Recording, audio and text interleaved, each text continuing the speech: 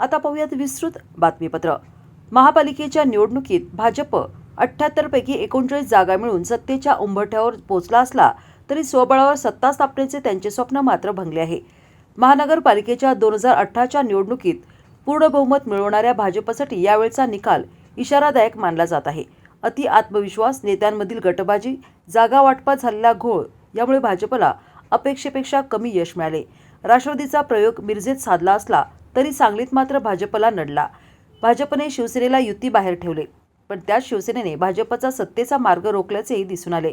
महापालिका निवडणुकीपूर्वी आणि ऐन निवडणुकीत भाजपमधील अंतर्गत गटबाजी उघडपणे समोर आली।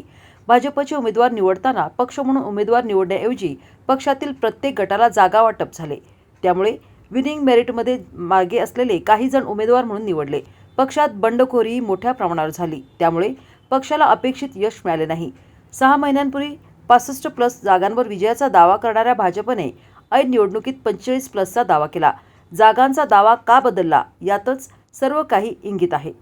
भाजपमध्ये गटबाजी नसती आणि नेते मंडळी टीम बीजेपी म्हणून या निवडणुकीत लढली असती तर भाजप स्वबळावर सत्तेत आली असती। 39हून अधिक जागा मिळाल्या असत्या।